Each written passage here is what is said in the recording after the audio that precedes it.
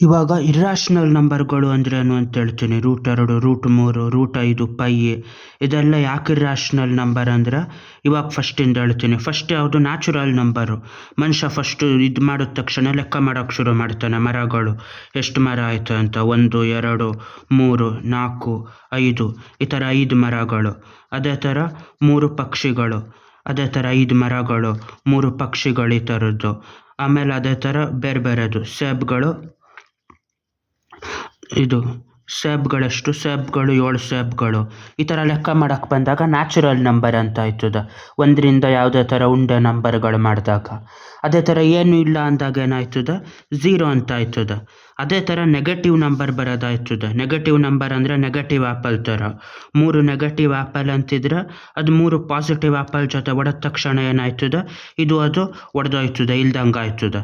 ಈ ಥರ ನೆಗೆಟಿವ್ ನಂಬರ್ಗಳು -7 + 4 ಅಂದರೆ -7 ನೆಗೆಟಿವ್ ಬಾಳೆಹಣ್ಣುಗಳು 7 ನೆಗೆಟಿವ್ ಬಾಳೆಹಣ್ಣುಗಳು ಏನು ಮಾಡಿರ್ತದೆ, 4 ಮಾಮೂಲಿ ಬಾಳೆಹಣ್ಣು ಇರ್ತದೆ.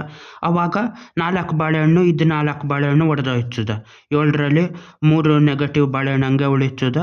4 ನೆಗೆಟಿವ್ ಬಾಳೆಹಣ್ಣು 4 ಮಾಮೂಲಿ ಬಾಳೆಹಣ್ಣು ಜೊತೆ ಒಡೆದೋಗಿ ಇಲ್ದಂಗಾಗಿ ಅದು ಪೂರ್ತಿ 3 ನೆಗೆಟಿವ್ ಬಾಳೆಹಣ್ಣು ಉಳಿತದೆ. ಅದೇ -3 ಅಂತ ಬರೆದಿರ್ತಾರೆ. ಆ ಥರ ನೆಗೆಟಿವ್ ನಂಬರ್ಗಳು ಅಂತ ಶುರು ಆಯಿತು. ಯಾವ ಥರ ಅದು, ಇದು 0, 1, 2 ಹೆಂಗೆ ಪಾಸಿಟಿವ್ ಆಗಿರ್ತದೋ ಅದೇ ಥರ ಇದು ನೆಗೆಟಿವ್ ನಂಬರ್ಗಳ ಥರ.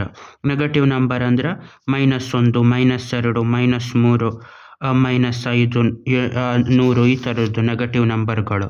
ಇದ್ರಲ್ಲಿ ಫ್ರ್ಯಾಕ್ಷನ್ ಅಂದರೆ ಏನು ಅಂದರೆ ಮಧ್ಯದ್ದು.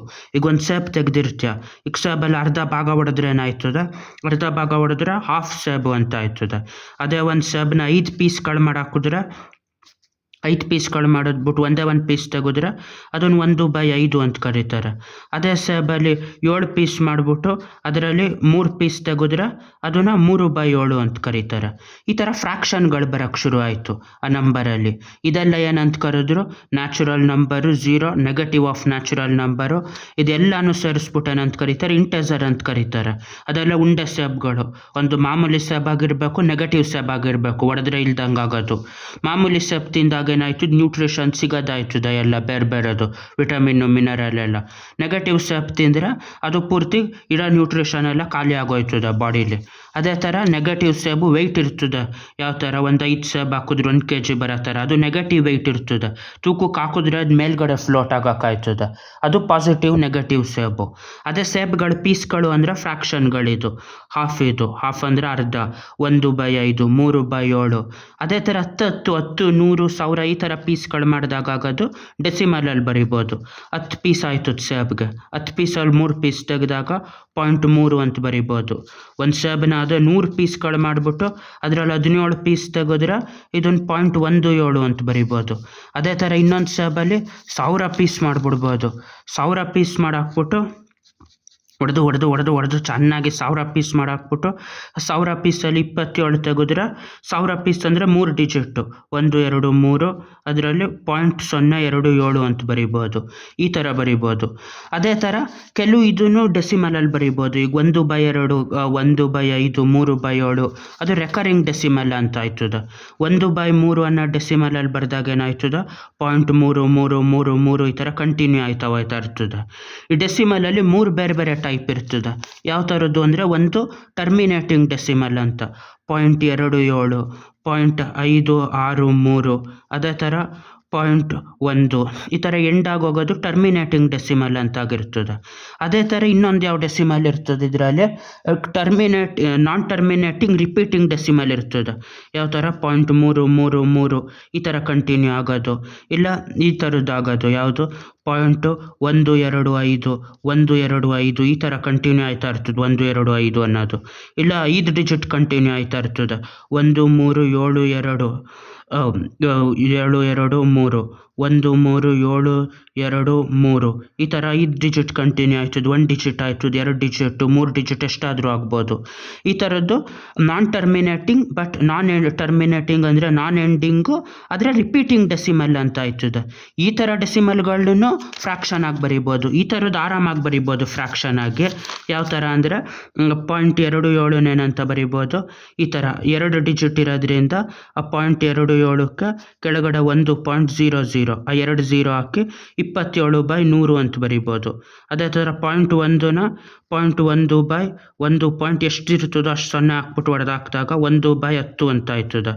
ಇಲ್ಲೂ ಅಷ್ಟೇ 1 2 3 ಡಿಜಿಟ್ ಇರೋದ್ರಿಂದ ಇಲ್ಲಿ 0.563 ಡಿವೈಡೆಡ್ ಬೈ 1.000 ಬರ್ತದೆ. ಹೊಡೆದಾಕಿದ್ರೆ 563/1000 ಅಂತ ಬರಿಬೋದು.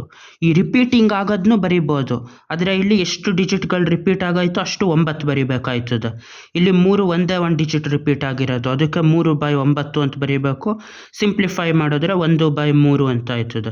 ಇಲ್ಲಿ 125 ರಿಪೀಟ್ ಆಯ್ತಾ, ಇಷ್ಟೇ ರಿಪೀಟ್ ಆಯ್ತಾ ಇರೋದು. ಹಂಗಾಗಿ 3 9ಗಳು ಬರಿಬೇಕು.